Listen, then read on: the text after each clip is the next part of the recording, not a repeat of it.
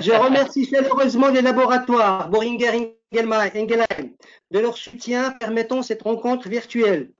Vous savez que les webinaires se suivent et ne se ressemblent pas, ou plutôt, pour dire vrai, ils se ressemblent parfois, pour ne pas dire souvent. On est un petit peu atteint de webinarite aiguë. Une petite précision, ce webinaire était prévu initialement pour demain, le samedi 23. On a été contraint de lancer de 24 heures suite à un contretemps de notre ami Philippe. Le télescopage des webinaires est donc hors de notre volonté. On va commencer, si vous voulez bien, par la présentation de notre ami, le professeur professeur de pneumologie à la faculté de médecine de Rabat, chef de service de pneumologie, et qui nous relatera le travail de son équipe sur l'état des lieux et surtout l'expérience de l'activité pneumologique du CHU Ibn Sina de Rabat au temps du SARS-CoV-2. Sans trop tarder, je passe la parole au professeur pour une présentation d'une demi-heure. Très bien, donc merci pour la PPM de m'avoir invité pour cette présentation. Comme vient de dire Dr Momen, je pense que ma présentation va être axée sur deux parties. Et une première partie sur la préparation du CHU Ibn Sina de Rabat pour la pandémie Covid-19. Et puis la deuxième partie va être axée sur l'activité pneumologique habituelle. Donc, je vais essayer un petit peu de donner les grandes lignes de ces deux activités.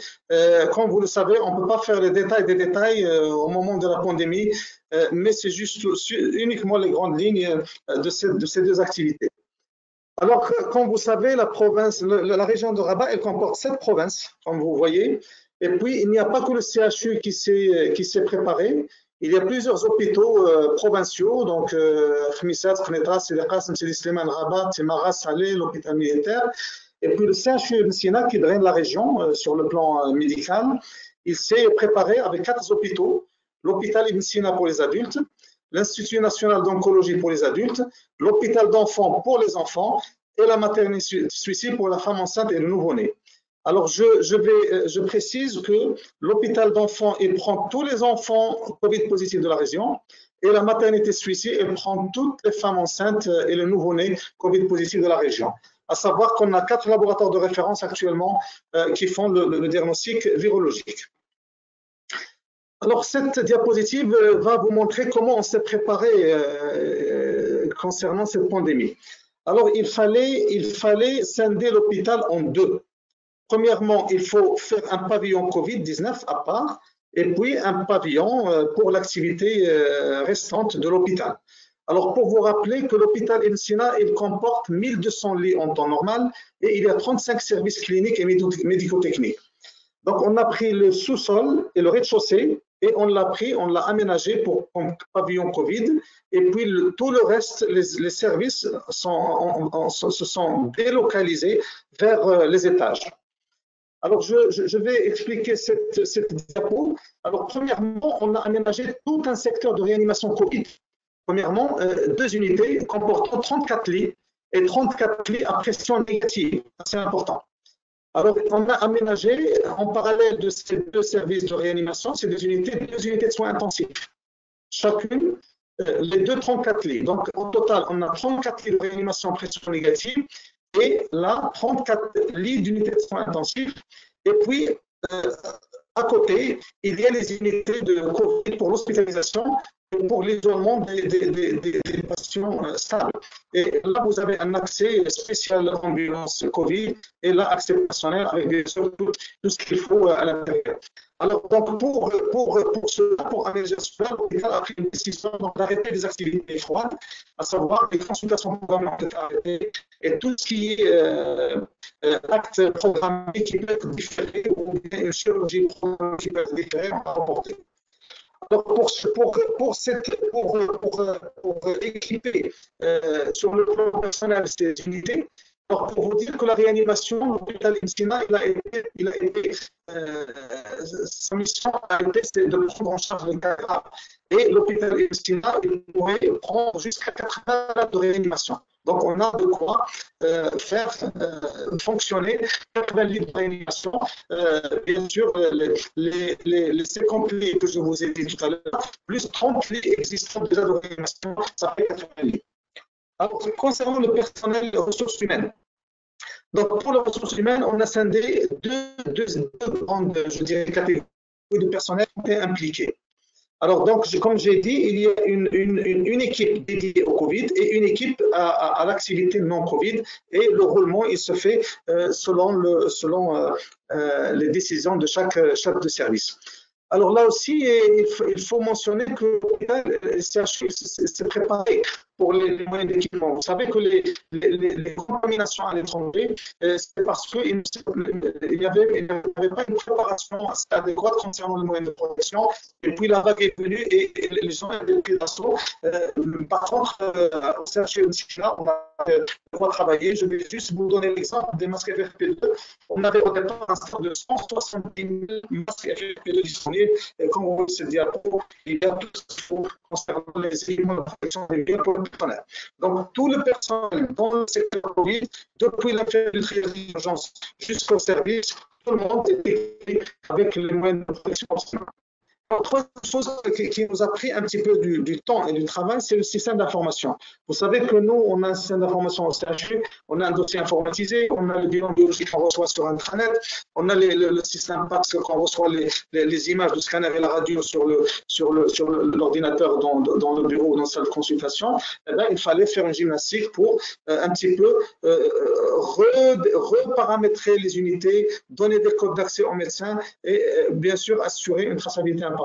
Alors, l'utilité du système d'information, pourquoi? C'est que pour éviter ce va-et-vient de papier, de scanner et tout, et donc moins de risques de contamination. Et donc, il fallait insister sur le système d'information.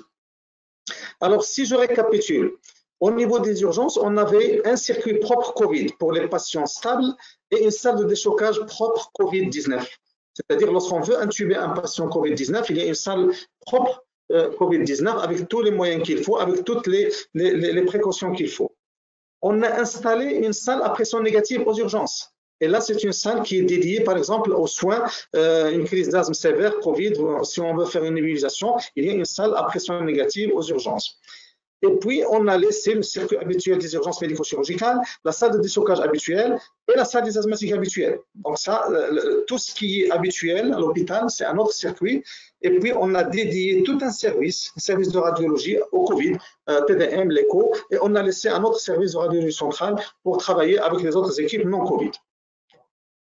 Alors, voilà un petit peu le circuit de patient. Donc, lorsque le malade arrive, un patient stable, on a deux types de patients. On a le patient stable et le patient en détresse. Le patient stable, il arrive au niveau des urgences. L'infirmier d'accueil, il l'oriente s'il a des signes de syndrome grippal vers le médecin de triage. Et le médecin de triage, s'il suspecte le coronavirus, il étudie la définition. Si c'est non, il lui donne un traitement symptomatique et il repart. Si le médecin juge que ce malade, il peut être inclus dans la définition, il lui donne un masque et puis il le met dans une salle de confinement le temps que le service de régulation va le mettre dans un service Covid pour prélèvement et pour la suite.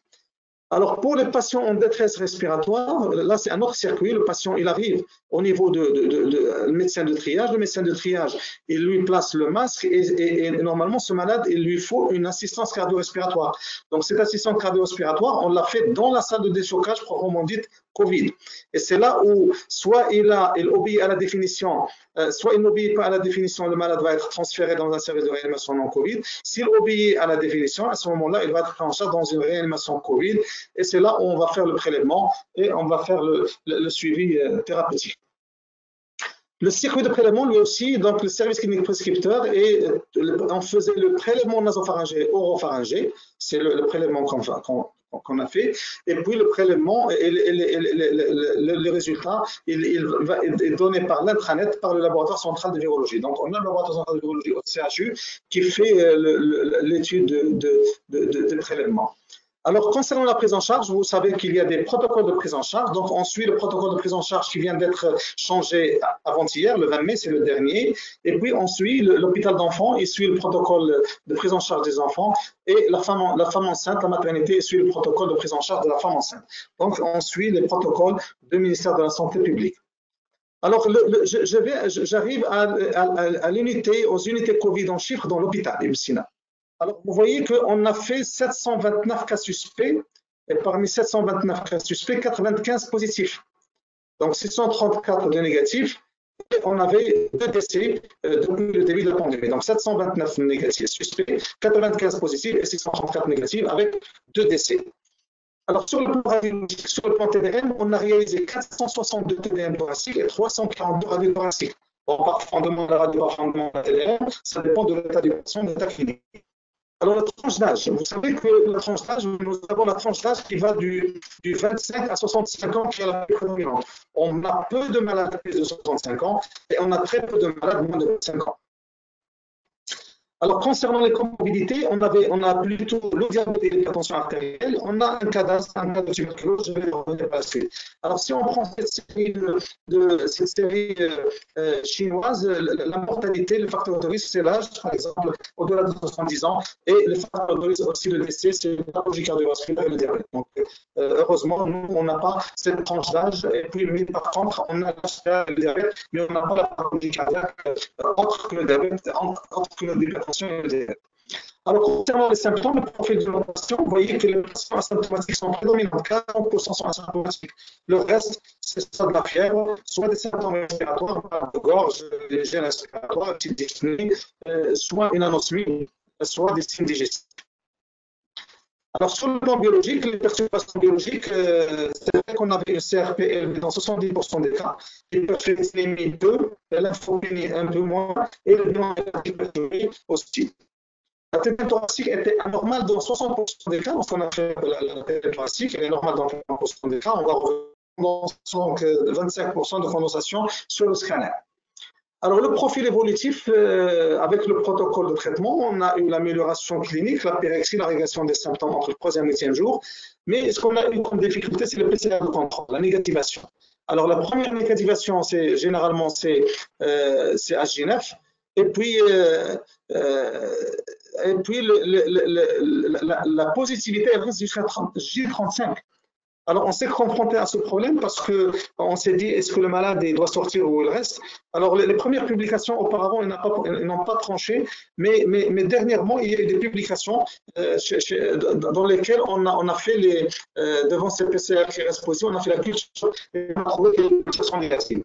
Mais le fait que le malade ait une PCR positive, ça peut être des fragments de l'ADN, ça peut être une réactivation, ça peut être une réinfection. Mais le problème se pose dans un contexte épidémique. Est-ce que le malade qui est PCR positif, est-ce qu'il est contaminateur ou pas? Donc, je pense que le fait que le malade garde une PCR de contrôle positif, ça a posé beaucoup de problèmes, mais actuellement, elle devient de plus en plus claire lorsqu'il y a ces publications ces derniers temps. Alors, un petit mot concernant les malades de la réanimation. Alors, pour vous dire que les malades de la réanimation, on a eu ces malades fin mars, début avril. C'est-à-dire, ils ont coïncidé avec le début des cas importés, les virus de l'étranger. 11 patients, là c'est 25-70 ans, les comorbidités, diabète et hypertension, la même chose. Ce sont tous des malades en SDRA qu'on voit sur la radio. Ce sont des malades qui ont nécessité une intubation. Donc l'équipe de réanimation de l'hôpital, ils ont intubé 5 patients et ils ont traité 2 patients par la VNI parce qu'ils ont des chambres à pression négative et décès de 2 cas. Donc, pour vous dire que nos malades de réanimation, ils ont bien évolué, de 2 malades sur 11 décédés, et on a eu à faire de la VNI, de l'intubation. Ce sont tous des malades en SDRA. Alors, concernant les effets secondaires, on n'a pas eu d'effets secondaires. Quelques effets secondaires digestifs, diarrhée, vomissement, qui répondent à un traitement symptomatique. Quelques insomnies, on a demandé des avis des psychiatres. Bon, on ne sait pas est-ce que c'est à cause de la chloroquine ou c'est à cause de l'isolement. Mais par contre, on n'a pas noté de troubles cardiaques. Les malades ont fait un ECG avant le début, on fait un ECG 4 heures après, J3, J6, J9, et on n'a pas eu beaucoup de problèmes d'effets secondaires. Et vous voyez ici la fiche de déclaration des effets secondaires de la pharmacovigilance. Alors, avant de passer à quelques cas cliniques, je voudrais rappeler cette publication qui est apparue hier, je pense le 20, dans New England Journal of Medicine, pour dire un petit peu l'évolution de la maladie. Alors, au cours de la période d'incubation ici, le malade asymptomatique, le début des symptômes, il commence à ce niveau-là, c'est-à-dire une semaine, vous voyez les symptomatiques, et puis au bout de J7, J8, il y a une aggravation des patients. Cette aggravation, c'est la dyspnée. Et puis, à partir de 10-11 jours, il se peut que le malade va, je dirais, évoluer vers un cas sévère dans 40% des cas et un cas critique dans 5% des cas. Alors, cette diapo aussi, c'est une publication du mois de mai dans JAMA. Je trouve que c'est une diapo qui est très intéressante parce qu'elle résume un petit peu la confirmation virologique. Alors, si on prend le patient avant le symptôme asymptomatique, la positivité de la RT-PCR commence la première semaine, la fin de la première semaine à J7. Et vous voyez que ce qui est en bleu, c'est le nasopharyngé qui commence à monter. L'expectoration, ce n'est pas une bonne technique parce qu'elle devient négative le plus rapidement possible. Mais par contre, les deux qui sont les plus intéressants, c'est le LPA et le nasopharanger. Et vous voyez qu'ils peuvent rester positifs. La PCR au niveau de l'oropharyngé, elle peut rester positive jusqu'à la 6e semaine, et le LPA aussi, mais le LPA, il est beaucoup plus pertinent que l'oropharyngé. Alors, le RT-PCR au niveau des selles, vous voyez qu'il commence au niveau de fin de 2e semaine, et puis il peut rester positif très longtemps. Les anticorps, ils remontent début de 2e semaine, les IgM, les IgG, et puis après, ce sont les IgM qui disparaissent, qui diminuent, et puis les IgG restent positifs. Donc ici, concernant les lésions radiologiques, ça c'est pour les cas cliniques que je vais vous présenter tout à l'heure. Il faut rappeler que dans 50% des cas, les premiers jours, l'imagerie est normale. On peut avoir un aspect endodépoli localisé, crise pavile, mais quand est-ce qu'on aura le maximum de lésions radiologiques? C'est entre 5 et 8 jours. C'est là où on aura l'extension du verre dépoli, le crise pavile. Et au-delà de 10 jours, 10-13 jours, on aura les condensations. Et après 14 jours, on aura la résolution possible des lésions. Donc là aussi, il faut interpréter le scanner en fonction de la date de faisabilité de ce scanner. Alors, vous connaissez très bien le degré de probabilité, le CORAT. Si c'est pour le CORAT 4 et 5, les choses sont évidentes, c'est-à-dire la probabilité est élevée, très élevée. Alors, on a du mal lorsqu'on a le CORAT 1, 2, 3, surtout lorsqu'on a une bronchopneumonie, une pneumonie ouverte, on ne sait pas si on fait ou pas faire le PCR.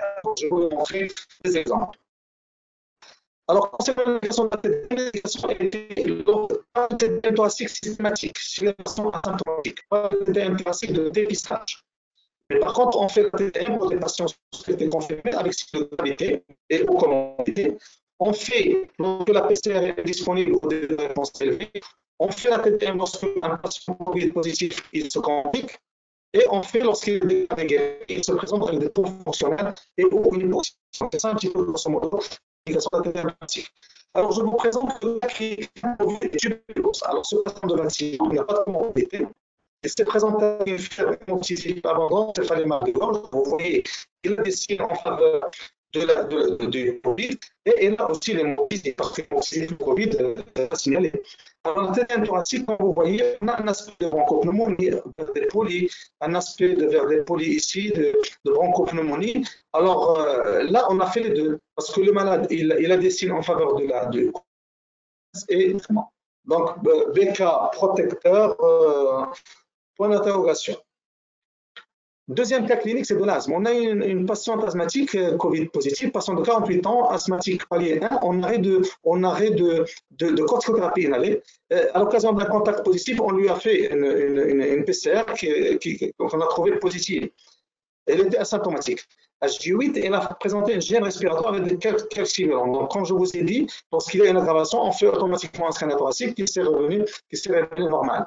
C'est un thoracique normal. Alors, l'approche diagnostique, qu'est-ce qu'on a trouvé? On a trouvé que cette patiente, elle a fait une crise d'asthme. Elle fait des crises d'asthme parce qu'on désinfecte la salle 2-3 fois par jour par le désinfectant. Et donc, la crise d'asthme, c'est à l'occasion de l'introduction de bronchodilateur de courte duration et elle a repris la corticothérapie inhalée. Et la PCR, c'est G10. Donc, la crise asthmatique a fait une crise d'asthme à l'occasion d'une inhalation de désinfectant et elle a négativé rapidement la PCR. Alors, je commence par l'activité de pneumologie. Alors, le secteur de pneumologie, on a gardé dans l'activité de pneumologie à part, mais par contre, il y a des activités maintenues, c'est les hospitalisations, les urgences, la pathologie néoplasique, l'échographie thoracique, on l'a maintenue. On a arrêté des activités, les consultations programmées, l'exploration du sommeil, l'exploration allergologique, le test de marche de 6 minutes et la kinésithérapie, l'endoscopie interventionnelle programmée. Tout ça, c'est arrêté. Et puis, on a maintenu quelques activités avec restriction des indications. On a gardé la fibroscopie, diagnostic pour pathologie néoplasique. On a gardé, bien sûr, l'endoscopie internationale au cas où il y a un corps étranger au poste de prothèse en urgence, en catastrophe. On a gardé l'exploration fonctionnelle respiratoire pour les cancers opérables et pour la chimiothérapie pneumotoxique, surtout la sismographie et la DSCO. On a gardé la VNI pour certains patients en aigu et on a gardé l'hôpital de jour pour pleurésie et la pathologie néoplasique. Alors voilà un petit bilan, mais qu'est-ce qu'on a remarqué? On a remarqué que la pathologie habituelle est là, mais on était étonné d'un pic de pneumonie. On avait un pic de pneumopathie au mois d'avril. Ce pic de pneumopathie, on n'a pas l'habitude de le voir. On voit des pneumopathies toute l'année, mais un pic au mois d'avril, et ce sont tous des malades qui sont passés par des unités Covid. C'est-à-dire on a suspecté le Covid et on a fait la PCR qui sont révélés négatifs. Donc, après avoir fait la PCR négative, ils sont remontés. Alors, ce qu'on a remarqué chez ces patients, ce sont des patients qui ont un aspect radiologique un petit peu atypique. C'est un aspect envers des peaux délocalisées. Ce n'est pas les vraies pneumonies qu'on voit chaque année, les syndromes alvéolaires, l'opacité systématisée. Donc peut-être que ce sont des malades chez qui on pourrait, par exemple, refaire une PCR ou bien faire carrément le LBA pour prouver est-ce que vraiment ce n'est pas du Covid. Alors, deuxième chose qu'on a remarqué, c'est les malades asthmatiques. Les malades asthmatiques, lorsqu'on a pris l'année 2018, vous voyez, les 3 mois, mars, avril, mai, en 2019, la même chose. Ah bien, cette année 2020, on n'a pas eu beaucoup de malades asthmatiques en crise. Donc, on ne sait pas pourquoi. Bon, il y a plusieurs hypothèses. Peut-être que les malades, ils sont confinés, ils sont mieux disciplinés. Oui, c'est peut-être. Peut-être qu'il y a un problème d'environnement. Donc, vous savez que les causes d'exacerbation de l'asthme, il y a l'infection, il y a les facteurs environnementaux, il y a l'observance thérapeutique. Donc, je pense que l'infection, les malades doivent consulter. Le confinement, peut-être qu'il a favorisé l'observance thérapeutique. Et puis l'environnement, bon, on a moins de pollution, peut-être que ce sont des explications. Donc voilà un petit peu ce qu'on a constaté, les asthmatiques et les pneumopathies dans l'activité pneumologique habituelle dans le service. Bon, les actes, on a fait les actes comme d'habitude. Alors, je termine par quelques cas cliniques justement de PCR négative. Alors là, c'est une patiente de 80 ans avec antécédent d'AVC ischémique. Elle est venue aux urgences dans un tableau de détresse, fièvre à 39, dyspnée céphalée. Alors, on a fait la PCR. Pourquoi? Parce qu'il avait une détresse respiratoire, il y avait une fièvre et une dyspnée. La TDM thoracique, comme vous voyez, il y a un aspect envers des polyps bilatérales, basal, périphérique, évoquant le COVID, la COVID-19. La CRP à 180. Bon, on a fait la PCR, elle est négative. Alors, c'est quoi? C'est une malade qu'on a transférée, elle a reçu un traitement antibiotique, elle s'est améliorée, et finalement, c'était une pneumopathie d'inhalation, parce qu'elle avait un AVC ischémique. Alors, deuxième patiente, PCR négative aussi, donc 42 ans, mariée, 2 enfants, elle s'est présentée dans un tableau dyspnée aiguë, fièvre, céphalée, diarrhée, et elle avait une saturation quand même à 68, donc c'est une pneumopathie hypoxémiante. La CRP était à 160 et une lymphopénie. Alors, lorsqu'on a fait la TDM thoracique, c'est vrai qu'on ne voit pas très bien l'aspect envers des polyps, on le voit ici, pas bien sur le scanner, mais on avait une condensation, vous la voyez en périphérie. Alors, la PCR, là aussi, elle est négative. Alors, lorsqu'on a fait le bilan, on a trouvé que c'est une patiente HIV positive. Donc, c'est une pneumocystose. On n'a traité par un traitement antibiotique, Bactrim. Bonne amélioration clinique, c'est une pneumocystose. Troisième cas clinique, PCR négative, 76 ans, suivi pour cardiopathie indéterminée. C'est un patient qui se présente pour dyspnée, douleur thoracique, fièvre, céphalée et une CRP à 250. Alors, lorsqu'on a fait la radio, vous voyez qu'il y a une cardiomégalie, bon, on ne voit pas très bien, et il y a un aspect envers des polyps basales, bilatérales, il y a une pleurésie. Alors, lorsqu'on voit le scanner, c'est vrai qu'il y a une petite pleurésie, une condensation envers des polypes périphériques. Donc, là aussi, on suspecte Covid. Mais lorsqu'on a fait la PCR, elle est négative. Donc, c'est un patient chez qui on a instauré un traitement antibiotique et l'Azilix après le cardiologue, parce qu'il a une cardiopathie, eh bien, c'est une pneumopathie sur cardiopathie et le malade s'est bien amélioré sur le plan clinique. Donc, voilà un petit peu le cas de PCR négative. Alors, un dernier cas de PCR négatif, c'est une femme de 65 ans qui a fait une vomitilation avant, une fièvre, des céphalées, urticaire, mal de gorge. Bon, il a des signes cliniques en faveur du Covid, mais il a des signes autres. CRPA65. Alors, lorsqu'on a fait la radio, on a trouvé une image de condensation, ça sur le scanner. Mais lorsqu'on a fait le scanner, on a trouvé cette image typique de cristalline rompue, aspect de membrane flottante, que vous voyez très bien ici. On a trouvé un aspect des polypes périphériques là, et on a trouvé aussi de condensation. Donc là aussi, on suspecte la COVID, PCR négative. Avant, c'est une patiente qui a reçu un traitement antibiotique et s'est améliorée cliniquement. C'est un cas en plus infecté. Alors, pourquoi j'ai présenté ces 4 cas? Parce que probablement, ce sont des cas qui devaient bénéficier d'un lavage broncho-alvéolaire pour pouvoir un petit peu affiner le diagnostic. Alors, je termine ma présentation par des travaux qu'on est en train d'élaborer, le tabagisme et Covid. Donc, on est en train de faire ce travail pour voir l'association tuberculose Covid-19 en cours de publication. On est en train de faire un travail sur l'incidence cumulée de tuberculose et Covid-19 par région, pour voir un petit peu est-ce qu'il y a une corrélation entre l'incidence de tuberculose et l'incidence de Covid. On est en train de faire une corrélation TDM thoracique PCR négative et PCR positive, et on a soumis un projet au ministère de l'Enseignement supérieur et de la Recherche concernant l'impact de la vaccination par le BCG sur la Covid-19. Et je vous remercie. C'est bon, on entend très bien. Très bien. Bon, c'est bien. Je vais partager voilà, la présentation, afficher mon écran. Est-ce que vous voyez la présentation? Oui. Bon, donc merci beaucoup, chers amis marocains, de m'avoir invité à cette conférence et d'avoir bien voulu avancer celle-ci de 24 heures. Hein. Merci Abdelkrim. C'est vrai que pour le Covid, l'imagerie de référence, excusez-moi, il faudrait fermer la porte. Oui, l'imagerie de référence, c'est la TDM. Mais vous savez qu'on développe l'échographie depuis de nombreuses années et que le GECO, créé en 2013, développe cette technique en pneumologie de façon sur tout le territoire français et au-delà. Et on pense qu'il y a une place non négligeable de l'échographie dans les pathologies telles que le Covid. Encore faut-il le prouver. Donc, bon, je vais vous faire part de quelques réflexions concernant les quelques publications qui ont été faites sur le sujet. Et celle que vous avez sous les yeux est uniquement une petite publication sur 20 patients descriptive, mais qui reprend une sémiologie échographique que vous connaissez bien en ce qui concerne les pathologies, en particulier interstitielles et alvéolaires.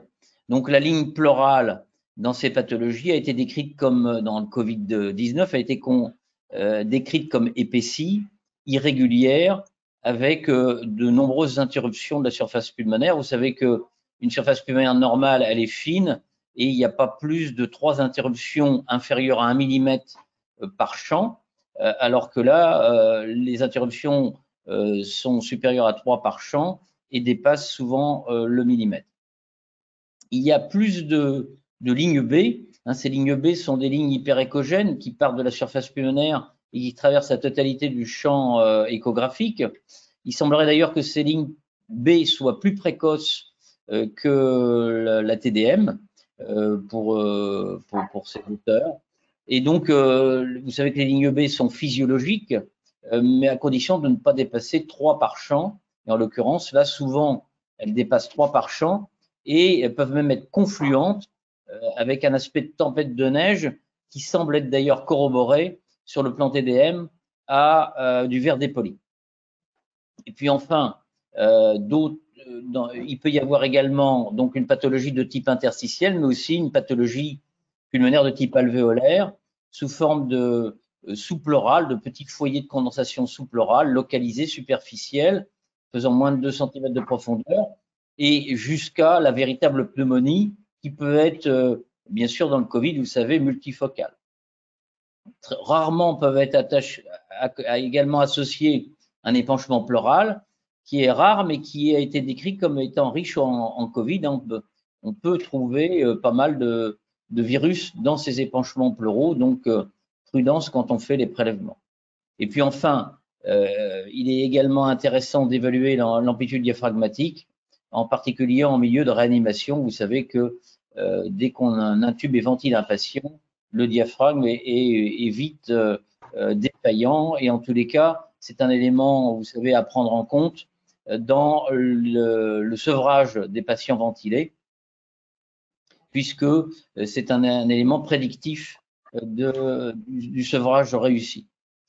Il y a d'ailleurs eu, c'est pour ça qu'il est intéressant de l'évaluer, il y a des gens qui ont été sur Strasbourg extubés parce qu'ils allaient beaucoup mieux, et au bout de 2 ou 3 minutes, de façon très brutale, il a fallu les réintuber, et il aurait été intéressant à ce moment-là d'évaluer la fonction diaphragmatique. Ça, voilà pour ce qui est de la sémiologie échographique du Covid, qui est très bien reprise dans cette petite série de 20 patients. Alors, les avantages de l'échographie par rapport au reste des explorations possibles, c'est bien sûr, vous savez, sa disponibilité, sa facilité d'être utilisée au lit du patient, en réanimation ou autre, et également sans avoir besoin de faire voyager le patient à travers des couloirs, et avec une disponibilité de la TDM qui est quelquefois difficile. Mon garçon qui travaille dans un centre hospitalier de Paris aux urgences disait qu'il fallait quelquefois attendre 4 à 5 heures pour avoir les résultats du scanner, alors que l'échographie faite en consultation, vous savez qu'on a les résultats en temps réel quand on la pratique soi-même. Et puis bon, avec les pochettes plastiques qui existent stériles, c'est également un avantage d'utilisation au lit du patient, même s'il est contagieux. Alors, les limites, bien sûr, de l'échographie dans ce genre de pathologie, c'est qu'on n'a pas d'accès au poumon profond. En ce qui concerne la corrélation des images échographiques avec la TDM, elle a été affirmée dans un article qui reprenait le lien entre l'épaisseur par exemple de la ligne pleuropulmonaire au niveau scanographique, mais aussi ultrasonographique, et avec la clinique dans d'autres pathologies. Là, en l'occurrence, c'était pour la bronchiolite à VRS, une corrélation entre la clinique et l'échographie pour 2 de ces auteurs.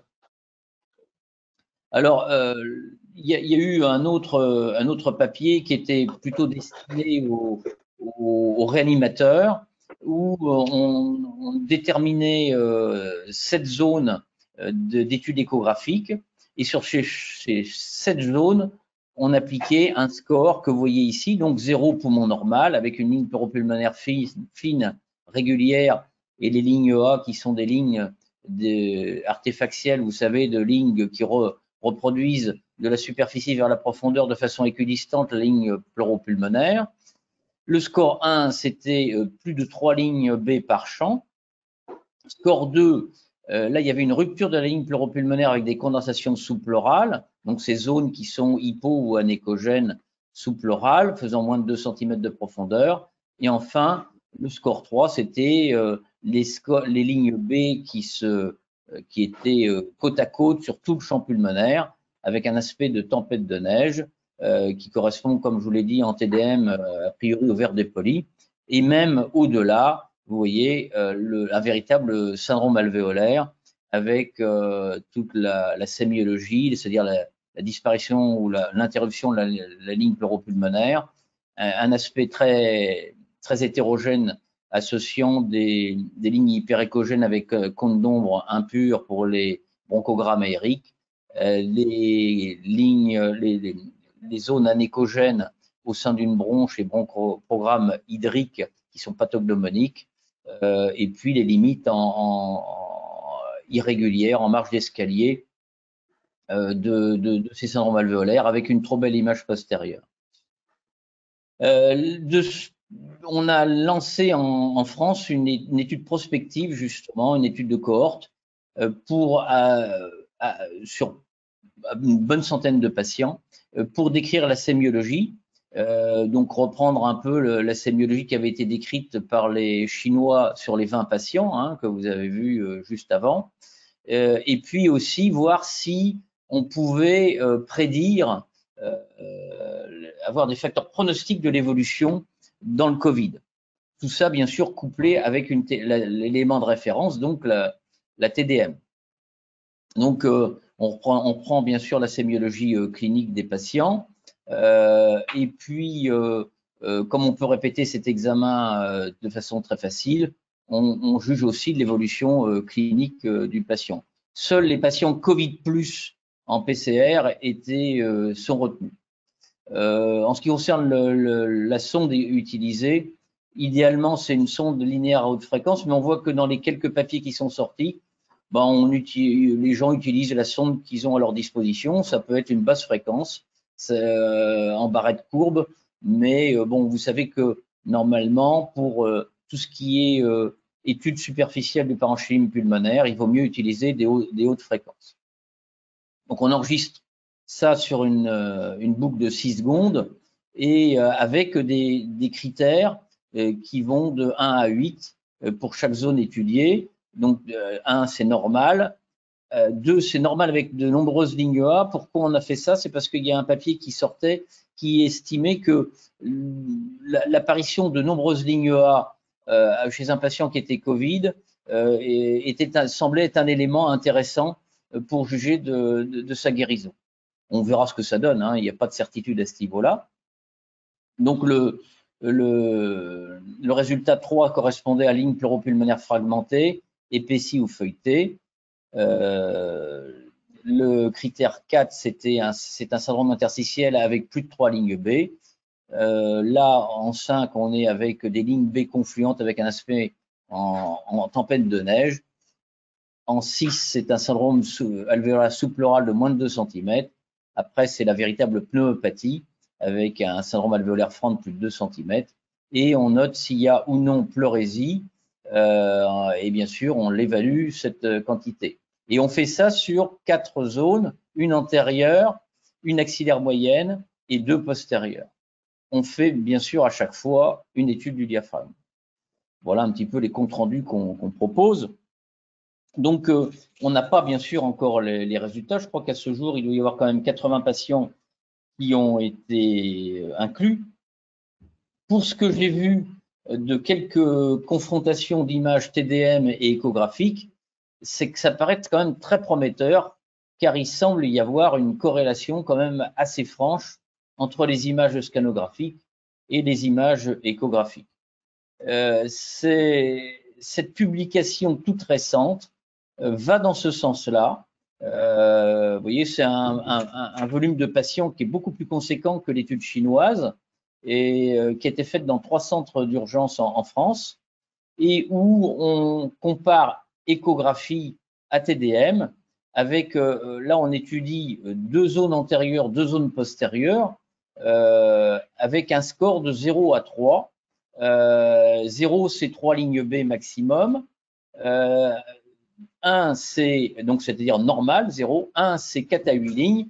2, c'est 8 lignes B ou tempête de neige, donc des lignes B confluentes correspondant a priori en TDM au vert dépoli. Et 3, c'est la consolidation, c'est-à-dire l'image de syndrome alvéolaire. Avec un score global donc, qui allait donc, puisqu'il y a 3 scores possibles sur 8 zones étudiées, donc de 0 à 24. Et on comparait ça, un score de gravité, ils ont comparé ça à un score de gravité de 0 à 3 sur les scores de gravité TDM, avec un score donc TDM estimé minime à 10%, modéré 10 à 25% du poumon atteint et sévère plus de 25% du poumon atteint. Et il ressort de cette étude plusieurs choses, c'est que l'écho semble prédire la gravité TDM des patients, avec une corrélation qui, vous voyez, comme quand on estime le poumon normal versus pathologique, une sensibilité, une spécificité quand même assez conséquente qui permettent de trier les patients. Et quand on compare normal ou minimal versus modéré à sévère, une sensibilité, une spécificité assez intéressante aussi. Et l'accent est mis sur l'apprentissage rapide, puisque dans les médecins qui ont participé à cette étude, il y avait des seniors habitués à faire de l'échographie et d'autres apprentis qui avaient bénéficié d'une courte formation.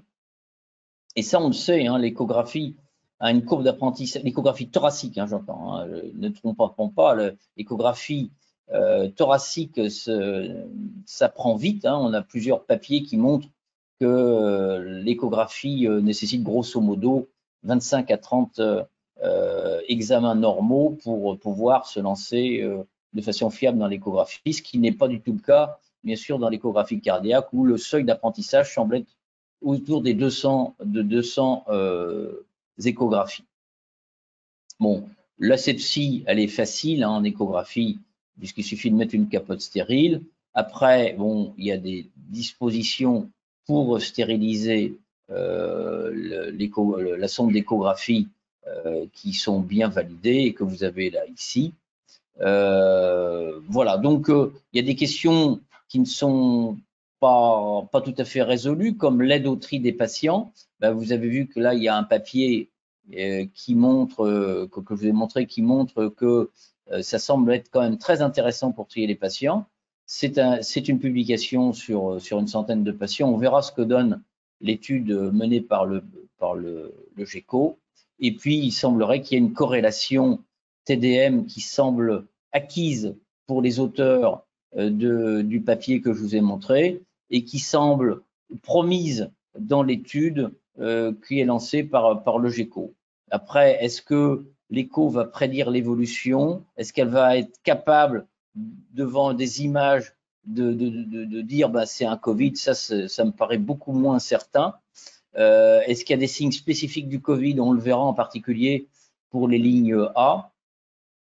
Et puis, est-ce que ça va nous aider par rapport à la clinique, la SAO2 et les autres critères de sevrage de ventilation que vous connaissez mieux que moi? Est-ce que ça nous aidera à prendre une décision? Ça reste à déterminer. Et par contre, je pense que ça a une place très intéressante d'évaluation des séquelles. Il y a un certain nombre de pneumologues qui ont déjà déterminé des protocoles là-dessus, comme à Orléans, où ils vont évaluer au niveau échographique les séquelles éventuelles des gens qui sont passés en réanimation.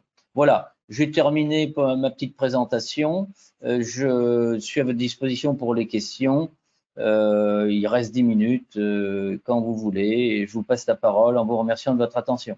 Alors, j'ai déjà quelques questions. Oui. Docteur Choury, au professeur Ftouh, est-ce que la présentation des malades Covid a changé dans le sens où il y a moins de cas sévères?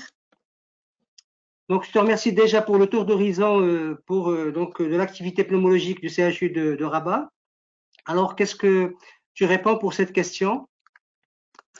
Tu m'entends? Est-ce que tu peux répéter la question? Pardon? Est-ce que tu peux répéter la question? Est-ce que la présentation des malades Covid a changé dans le sens où il y a moins de cas sévères chez nous, contrairement à ce qui se passe ailleurs, sous d'autres cieux? France, Italie, Espagne, Grande-Bretagne.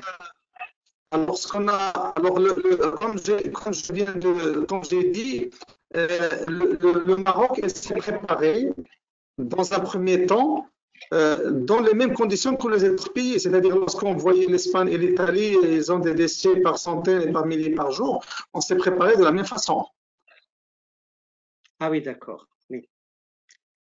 Alors, il y a une deuxième question aussi. Est-ce que les médecins du secteur privé sont impliqués dans le processus de déconfinement? Est-ce que tu aurais une information de ce sens? Peut-être que la virulence du germe, l'agressivité du virus a changé, peut-être qu'il a muté, donc on ne sait pas. Mais dans tous les cas, le dernier cas de réanimation, il date de la première semaine d'avril. C'est bien ça. C'est bon pour vous, ça? Oui, on est quand même content parce qu'on n'a pas beaucoup de cas graves. Nous, on est en train de vider les services de réa. Là, il y en a chaque jour, à peu près, depuis une quinzaine de jours. Enfin, non, ça baisse depuis plus longtemps que ça, mais je dirais que depuis une quinzaine de jours, chaque jour, il y en a entre 50 et 100 qui sortent de réa. Et notre service, il y en avait en réa, il y avait, je crois, pas loin de 8000 en réa pendant un moment. Et maintenant, il y en a 2000, 2500. Donc, ça évolue bien aussi chez nous. Mais il y en a encore. Donc, pour l'hôpital avait pour mission de prendre des malades. Donc, le jour d'aujourd'hui, il y a 100 malades en réanimation. On entend mal. En réanimation, aujourd'hui, en réanimation Covid, il y a 0 malade. Ah oui, à Rabat. Oui, là, en réanimation Covid, à l'hôpital nécessaire. Bien, c'est bien. C'est bien. On a des cas de patients hospitalisés pour l'isolement, mais 0 malade en réanimation Covid. Alors, il y a une troisième question. Au professeur Ftur, avez-vous mené des études préliminaires du docteur Fouad Chafer? Avez-vous mené des études préliminaires montrant l'efficacité de la chloroquine ou de l'hydroxychloroquine et des antiviraux? Avez-vous mené des études préliminaires montrant l'efficacité de la chloroquine ou de l'hydroxychloroquine ou des antivitamines des antiviraux? Concernant cette question, je ne pense pas qu'il y ait quelqu'un qui ait des études préliminaires pour répondre à cette question. Le protocole qui a été adopté par le ministère de la Santé s'est basé sur des études anciennes et sur des publications internationales. Je crois que ces publications, il faut les reconfirmer par la suite. Mais non, on n'a aucune étude préliminaire pour dire que la chloroquine était efficace, mais on s'est basé sur des études internationales et sur ce qu'on a catalysé sur le plan scientifique dans l'épidémie de 2003 et 2013, le SARS et le MERS. Il y a eu 2 papiers qui sont sortis là, qui semblent montrer que ça diminue pas, semble-t-il, la charge virale, ça ne diminue pas, je crois, la durée de séjour en réanimation. Donc, mais bon, pour les gens graves. Après, est-ce que c'est pas plus intéressant de le prendre avant d'arriver en réanimation? Ça, c'est une autre question. Mais là, il y a eu deux papiers qui sont sortis là, qui semblent montrer que en milieu de réanimation, ça semble pas être très efficace. Mais bon, à suivre. Oui. Là, j'ai une question pour Philippe. Selon votre approche… L'évolution des cas graves, on n'a pas d'évolution des cas graves, c'est que même des malades pris en charge en isolement dans les services, ils ne s'aggravent pas. Donc, c'est une hypothèse. Peut-être que ce traitement, il est pour quelque chose. Bien sûr, il y a d'autres questions, mais peut-être que ce traitement, il est pour quelque chose. Ouais. Est-ce que j'ai bien compris, parce que vraiment le son est très mauvais, est-ce que j'ai bien compris que vous me disiez que quand on le prenait de façon plus précoce, vous aviez l'impression que ça diminuait le nombre de gens qui s'aggravaient, c'est ça? Oui, c'est la constatation qu'on a. D'accord. C'est-à-dire le fait qu'on a pris en charge les malades tôt par ce protocole thérapeutique, le résultat est là. Peut-être. On n'a pas de malades de réanimation, mais on n'a pas encore de malades qui s'aggravent entre-temps. C'est une hypothèse. D'accord. Une petite question pour Philippe. Est-ce que, selon ton approche, y a-t-il des précautions particulières à prendre par l'opérateur en faisant un acte d'échographie chez un suspect Covid? Bah oui, il faut. De toute façon, à partir du moment où on navigue en milieu Covid certain, il faut un masque. Cinquième question. Il faut un masque FFP2 minimum. Bon voilà, pour sa protection, en plus de la blouse et de la surblouse, et puis de la charlotte, voilà, et des gants. Maintenant, pour ce qui est de l'appareil lui-même, soit on utilise une capote stérile sur des appareils qui sont indépendants du moniteur, soit si vous avez un échographe, une sonde d'échographie reliée à un moniteur, il faut désinfecter selon les modalités qui sont affichées là, c'est-à-dire pulvérisation d'un produit virucide, pas directement sur la sonde, mais sur une lingette, une torchette. On nettoie bien la sonde, le câble, l'écran et puis le réceptacle de sonde. Et normalement, il faut attendre, semble-t-il, une vingtaine de minutes avant de pouvoir utiliser l'appareil. Bon, c'est pour ça que dans la publication que je vous ai montrée, il propose d'avoir une sonde indépendante, mais de toute façon, chacun fait en fonction du matériel que vous avez. Buonsenso de 2020 disait que lui, il utilisait un échographe totalement indépendant du moniteur, avec une capote stérile, ce qui lui permettait après, il jette la capote stérile et puis il peut réutiliser tout de suite l'échographe. Voilà. Donc, mais c'est les précautions qui sont recommandées. Et une autre question, en fait, dans le même sens, comment minimiser le risque de contamination de l'opérateur après échographie chez un patient Covid? C'est la même chose, donc finalement. C'est la même chose. Et puis, quand on fait une ponction pleurale, donc, c'est intéressant c'est rare dans les Covid, mais s'il y a un liquide pleural, c'est intéressant de faire une recherche de virus aussi dessus. C'est aussi intéressant, semble-t-il, que de faire une PCR sur le nez. Ouais. Et quelle est votre lecture pour un avenir proche par rapport à cette affection inhabituelle? C'est une nouvelle maladie qu'on connaissait pas avant. Ouais. Tu avais une question? Je n'ai pas entendu ta question. Oui, c'est une question. Quelle est ton impression? L'avenir de cette... Est-ce que c'est une maladie qui va revenir? La saisonnalité, est-ce qu'il va revenir ou il va disparaître à jamais ou il va muter? Les experts semblent quand même dire qu'on n'en sait rien, qu'on peut avoir, tout est possible, tout est possible. On peut avoir une accalmie momentanée et puis que le virus réapparaisse en octobre-novembre prochain ou septembre. On n'en sait rien. Moi, je pense que il faut continuer à prendre des mesures barrières. C'est ce qu'on essaye de faire malgré le déconfinement en France. Mais il y a beaucoup d'indiscipline comme partout. Mais il faut continuer à avoir les mesures barrières. Nous, même avec la famille, etc., proche, on essaye à partir du moment où on côtoie de la famille qui n'était pas avec nous en confinement, on prend des mesures barrières maximales dans la mesure des possibilités, parce que il peut y avoir des porteurs sains, il peut y avoir des gens qui l'ont eu mais qui continuent à l'avoir. Enfin, on sait pas où on va, donc continuons à prendre des mesures barrières, ce qui est quand même casse-pied, parce que là hier on était chez des amis, un groupe de 10, on est toujours tous avec nos masques. Enfin, c'est un peu pénible, mais bon, il faut jouer le jeu, parce que après, si on se retrouve à nouveau à être reconfiné dans 2-3 mois, ça va pas être sympa.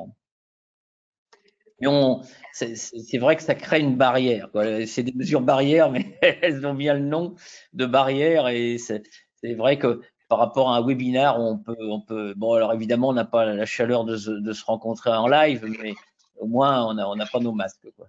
C'est l'avantage de cette affaire-là. Eh bien, je crois qu'on a répondu à toutes les questions. Merci encore une fois à nos deux orateurs, à tous les participants et bien entendu au laboratoire Boehringer pour leur soutien. Je vous souhaite un bon retour, comme on dit chez nous, et bientôt pour un autre programme de formation digitale. Merci Philippe. Merci. Allez, merci. À bientôt, Abdelkrim, j'espère, dans d'autres. Voilà. Allez, au revoir à tous. Au revoir. Merci. L'échographie va certainement nous apporter beaucoup encore dans ce domaine-là. À bientôt. Salut les amis. À bientôt. Merci, professeur Fsur. Merci, professeur Fsur. Au revoir. Merci. Au revoir. Au revoir. Au revoir.